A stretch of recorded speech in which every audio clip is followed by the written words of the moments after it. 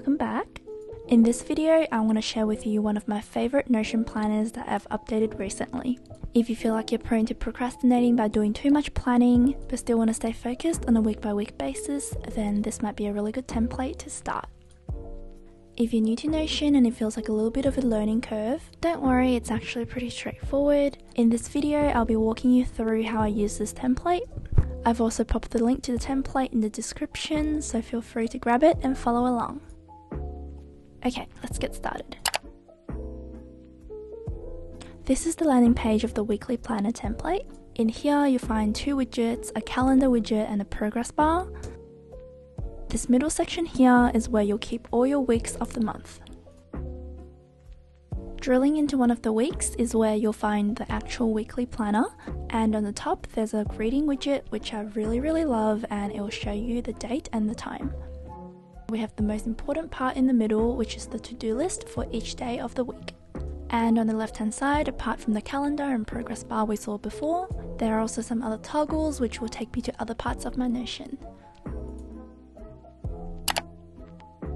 You'll need to have a Notion account to work with this template, and once you're logged in, just head to the Notion link in the description of the video and then click duplicate. Once the template's loaded, you're good to go, but if you're new to all this, then keep watching. If you want to edit any text, just simply highlight it to type. To move things around, hover over the 6 dots on the top left of the item and just drag it around. If you want to adjust the size or columns of the sections, hover over the page until a handle appears and then you can just drag it to adjust the column width. The gallery in the middle here is a database where all your weekly plans are kept. You can change the appearance of your week's list in the edit view setting. For example, you can display it as a table, a list, a gallery, or just whatever else that works for your aesthetic. In the gallery view, you can also customize how you want your cards to appear as well. It's just a lot of playing around with until really you land on the one that works the best for you. You can also sort and filter your weekly plans. For example, I've sorted the week beginning in ascending order, so the latest week is at the end. And also I've filtered for only the weeks that's within this month to show. But here I've set it up so that anything other than the month I'm working on now is actually all hidden. If you want to plan for a new week, press the new button and it will bring up a new planner page. But before we get into the actual planning, I just want to quickly go over database templates. Back in the gallery view, you click this little blue drop down next to new. There's a custom template that I made called week number. We can edit this template by clicking the 3 dots and then edit. And you can see at the top here, it'll say you're editing a template. So this means that any changes you make to this template will always show up when you create a new weekly page every time. For example, I'll add a new greetings widget at the top of this template. I'll leave a link to the widget in the description if you need. Once you've added it, the change will be automatically saved to the template and it'll be ready to use. And now if I go back to make a new page, you can see now it's showing up with the banner that we added to the template. This is super duper useful because then I don't have to go copy and pasting every time I want a new week, and it just saves a lot of time and won't mess up your formatting at all.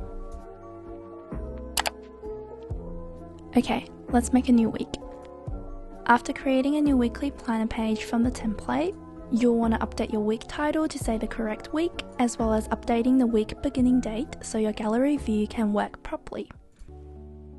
In this weekly goals section, I'll put my weekly goals first to help set the focus for the week. Now the middle section here is where the week gets broken down into days.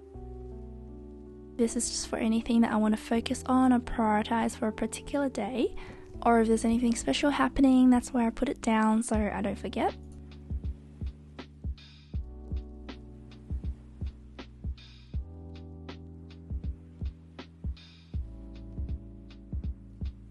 This section at the bottom is where I keep all my other random notes.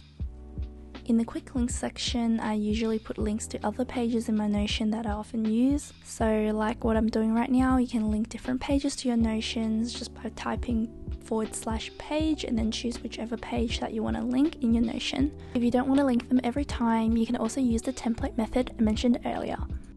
Thank you guys so much for watching. If you guys liked it, please give it a thumbs up, leave a comment, and if you want to see more in the future, make sure to hit the subscribe button.